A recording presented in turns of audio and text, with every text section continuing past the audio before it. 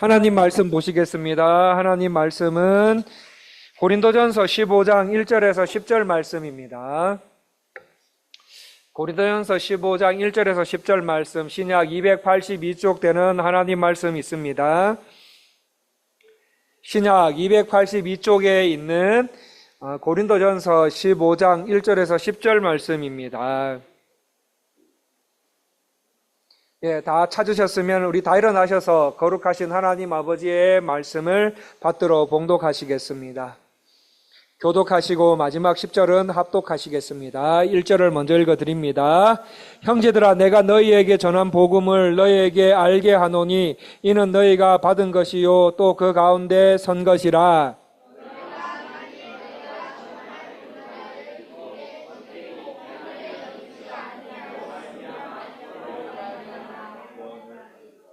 내가 받은 것을 먼저 너희에게 전하였노니 이는 성경대로 그리스도께서 우리 죄를 위하여 죽으시고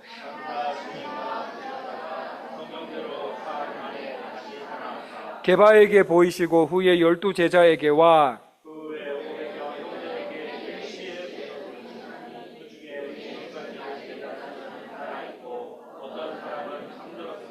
그 후에 야고보에게 보이셨으며 그 후에 모든 사도에게와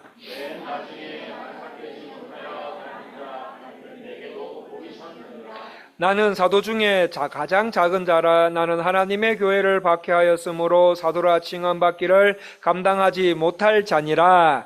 그러나 내가 나 된 것은 하나님의 은혜로 된 것이니 내게 주신 그의 은혜가 헛되지 아니하여 내가 모든 사도보다 더 많이 수고하였으나 내가 한 것이 아니요 오직 나와 함께 하신 하나님의 은혜로라.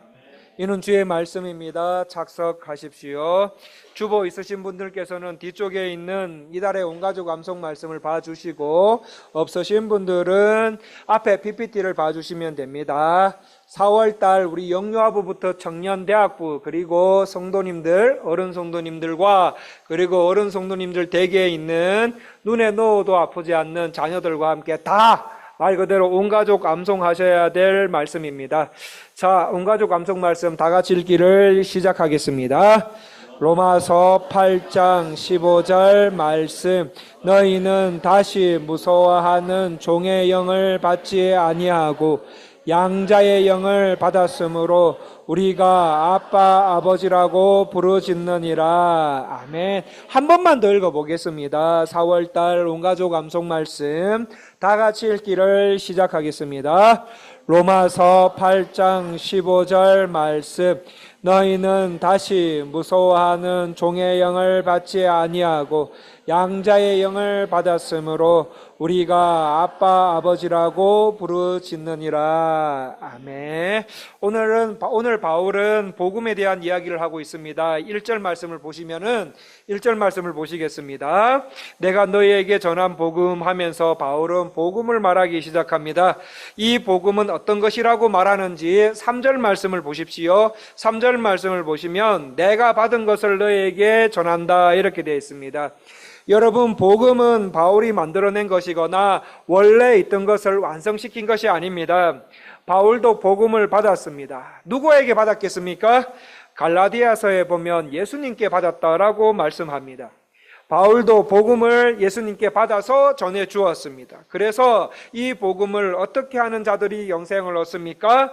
2절 말씀을 다 같이 읽어보겠습니다. 2절 말씀 다 같이 읽기를 시작하겠습니다. 너희가 만일 내가 전한 그 말을 굳게 지키고 헛되이 믿지 아니하면 그리하여금 구원을 받으리라. 바울이 예수님께 받고 전하여 준 이 복음을 굳게 지키고 헛되이 믿지 않으면 어떤 결과가 일어난다고 합니까? 그로 말미암아 뭐 받는다고요? 구원을 받으리라. 바울은 그리스도로부터 받은 복음을 갈라디아 지역에 있는 성도들에게도, 그리고 고린도 지역에 있는 성도들에게도, 그리고 깨레따로 은혜 장로교회 성도들에게도 이 복음을 전해주고 전해지게 됩니다. 그래서 복음을 하나님의 은혜로 헛되이 믿지 않고 마음 중심으로 받아서 지키면 영생에 이르는 구원을 주신다 이렇게 말씀하십니다. 여러분, 지금 바울은 복음을 이렇게 소개하고 있어요. 여러분, 복음은 늘 이런 방식으로 소개되고 있습니다. 갈라디아서의 바울은 이렇게 말합니다. 내가 전한 복음은 사람이 생각해서 만든 이야기가 아니야. 나는 이 복음을 사람에게서 배우거나 들은 게 아니라 예수님께서 직접 알려주신 거야 라고 말합니다. 바울만 그렇게 말했겠습니까? 베드로도 우리가 예수님의 능력과 다시 오실 일을 너희에게 알려준 것은 사람들이 지어낸 이야기가 아니야. 우리는 예수님의 크고 놀라운 모습을 직접 본 사람들이야 라고 말합니다. 베드로뿐만 아니라 사도 요한도 이렇게 말합니다. 처음부터 계신 생명의 말씀에 대해 우리는 들었고 눈으로 보고 자세히 살펴보고 손으로 직접 만져봤어. 이 생명이 우리에게 나타났어. 우리는 이 영원한 생명을 직접 보고 그것을 너에게 전해주는 거야 라고 말합니다. 여러분, 복음은 사람이 만든 것이 아니고 그리스도께서 열어 보여주신 것을 받아서 그대로 전한 것이다. 이것이 사도들의 복음에 대한 일관된 이야기입니다. 그러므로 교회를 교회되게 하고 성도를 성도되게 하는 복음은 하나밖에 없습니다. 아시아권에서 믿는 믿음, 아프리카와 유럽에서 믿는 믿음, 미국과 라틴 아메리카에서 믿는 믿음이 다른 것이 아닙니다. 2000년 전에 믿었던 복음과 지금 우리가 믿는 복음은 동일합니다. 왜냐하면 복음은 한 권원에서 나왔기 때문이에요. 한 권원에서 나와서 전하여 준 바를 우리가 들어서 마음으로 받고 헛되이 믿지 않고 견고히 그 위에 설 때 영생을 주시는 복음입니다. 여기에 바울은 이렇게 말합니다. 진짜 복음은 하나뿐이야. 그런데 어떤 사람들이 너희를 헷갈리게 해서 예수님의 복음을 바꾸려고 해. 하지만 우리라도 아니면 하늘에서 온 천사라도 우리가 전한 복음과 다른 복음을 전하면 저주를 받을 거야 라고 말합니다. 여러분, 복음은 하나뿐입니다. 복음은 시대와 지역과 문화를 넘어서 교회와 성도되게 하는 복음은 하나뿐입니다. 그렇다면 성경대로 구약에서 예언되었고 신약에서 성취된 복음, 성경대로 하나님께서 계획하셨고 목적하신 대로 된 복음이 무엇입니까? 3절 말씀 다 같이 읽어보겠습니다. 3절 말씀 다 같이 읽기를 시작하겠습니다.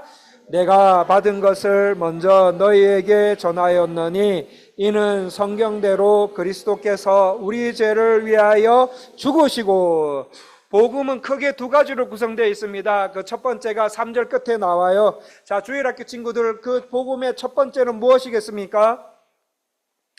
예수 그리스도께서 우리를 위하여 죽으셨다. 이게 복음의 첫 번째, 우리가 목숨 걸고 지켜야 할 요소입니다.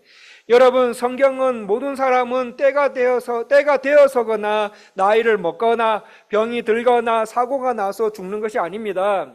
사람들 자신의 죄로 인하여 죽게 되는 거라고 말합니다.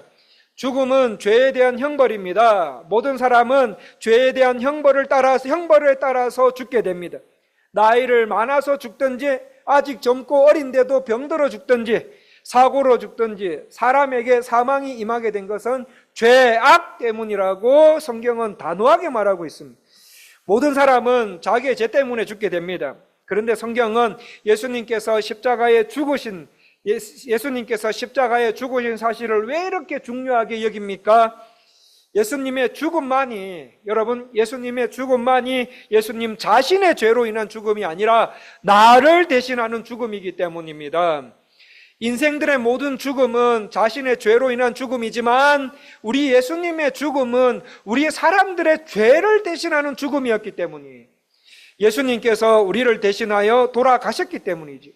그래서 누구든지 예수님을 믿고 하나님의 은혜로 예수님을 헛되이 믿지 아니하고 마음 중심으로 받아서 견고하게 그 믿음에 서 있으면 다시는 사망이 그 사람에게 임할 수 없습니다. 임할 수 없고 영생을 얻게 됩니다.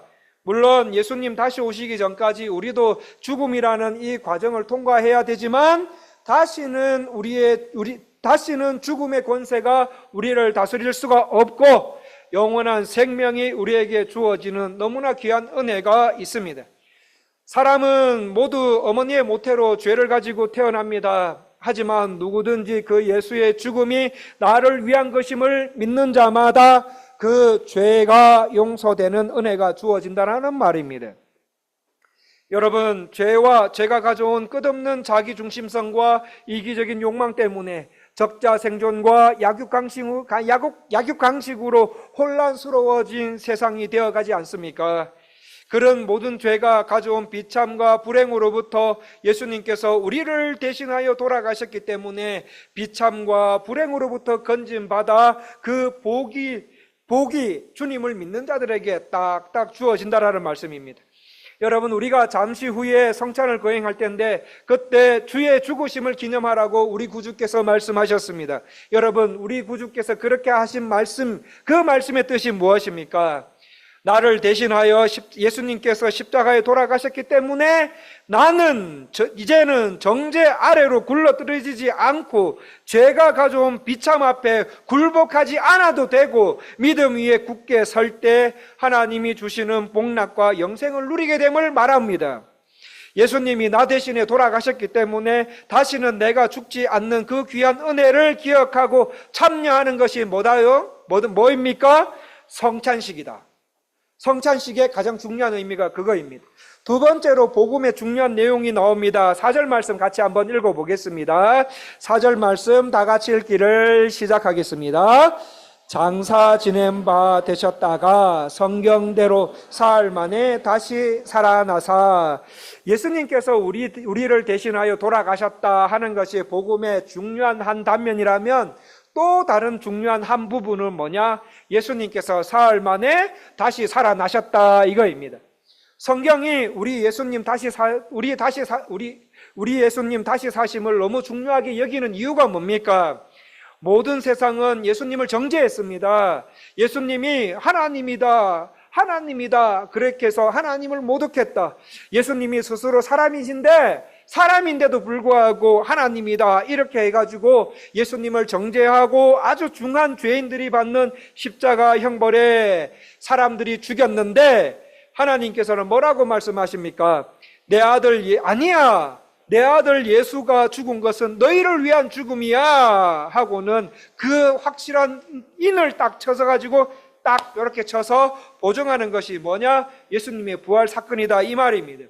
그래서 하나님께서 이 십자가에서 죽고 다시 사신 예수님을 어떻게 하셨다고 합니까? 머릿돌이 되게 하셨다. 여러분, 건축자들이라고 여겨졌던 당시의 종교 지도자들과 하나님의 사람이다, 나는 구원받은 하나님의 백성이야 라고 확신했던 유대인들은 예수님을 다 버렸어요. 예수님을 저주하고 버렸는데 하나님께서는 어떻게 하셨습니까? 그 예수님을 다시 살리셔서 하나님 나라와 교회의 모퉁이돌, 머릿돌이 되도록 하셨다라는 말입니다. 그런데 성도 여러분, 놀랍게도 이 예수님의 부활을 다룰 때마다 성경이 제시하는 일관적인 증거 방식이 있습니다.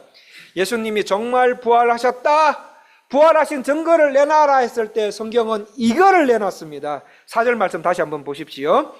뭘 내놨느냐? 자, 4절 말씀을 보시면 장사 지낸 바 되셨다가 성경대로 사흘 만에 다시 살아나사 하고 5절에 보시면 무슨 말 나옵니까?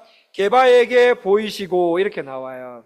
게바에게 보이시고 후에 12제자에게와 그 후에 각각 다른 지역 서로 모르는 사람 다른 지역에 사는 500여 형제에게 어떻게 해요? 일시에 보이셨나니 쭉 이런 식으로 나가다가 8절 맨 나중에 만삭되어 나지 못난 자 같은 내게도 보이셨느니라 이렇게 말합니다. 여러분, 예수님이 정말 부활하셨다는 것을 어떻게 증명할 수 있습니까? 어떻게 알 수 있습니까? 예수님의 부활을 증거해달라. 예수님의 부활의 증거가 뭐냐라고 누가 여러분에게 물어보신다면 뭐라고 대답하시겠습니까? 성경은 뭐라고 말합니까? 봤다 이거예요. 봤다. 이게 성경이 우리에게 부활을 증거하는 방식입니다. 봤다. 내가 봤다. 저와 여러분이 봤다입니다. 예수님 부활하심을 게바가 봤다. 12사도가 봤다. 500여 형제가 동시에 봤다. 예수님의 무덤이 비어있는 걸 봤다. 주님의 살과 피를 만져보았다. 도마처럼 주님의 못자국과 창자국을 넣어 봤다. 봤다 이거예요. 이것이 성경이 주님의 부활을 증거하는 아주 중요한 방식입니다. 여러분, 오늘 주님의 몸과 피를 기념하는 이 성찬은 그냥 1년에 우리 교회는 2번 하지, 그래 하네, 작년에 이어서 또 하네, 그렇게 기념에 그치는 것이 아닙니다. 2000년 전 사도들이 부활하신 주님을 경험하고 만나는 일이 있었던 것처럼 똑같이 우리도 성찬을 통해서 주님을 경험하고 만나는 은혜 안으로 들어가는 것이 오늘 우리가 거행하는 성찬입니다. 여러분, 이것이 맞다는 것을 성경은 보여주기 위해서 말씀을 계속 보시면 세 사람의 이름이 나옵니다. 5절에 보면은 누가 나옵니까? 게바가 나옵니다. 게바가 누구예요? 주일학교 친구들, 게바가 누구게요?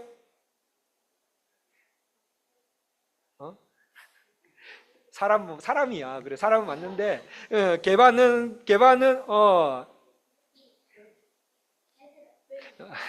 그래, 맞아요. 여러분, 게바는 베드로입니다. 베드로.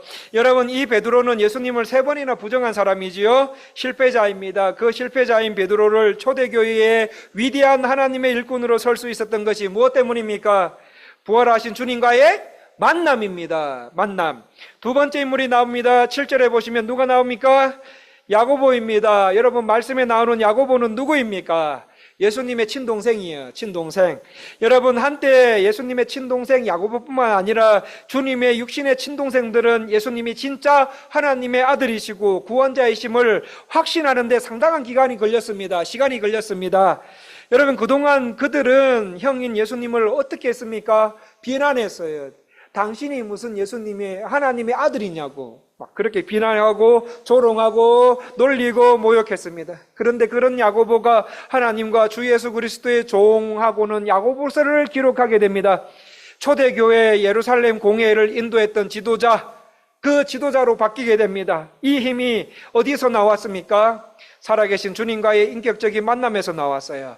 여러분, 마지막으로 나오는 바울은 뭐라고 합니까? 8절에 바울은 자기를 만삭되지 못하여 난 자다 이렇게 말합니다. 한마디로 덜 떨어진 사람이다. 나는 덜 떨어진 사람이다. 모든 것이 부족하기 짝이 없고 이것도 제대로 못하고 저것도 제대로 못하는 사람이다 라고 했을 때 바울을 교회사에서 가장 위대한 하나님의 사람 중 한 사람으로 변화시킨 것은 바로 부활하신 주님과의 인격적인 만남이었어요.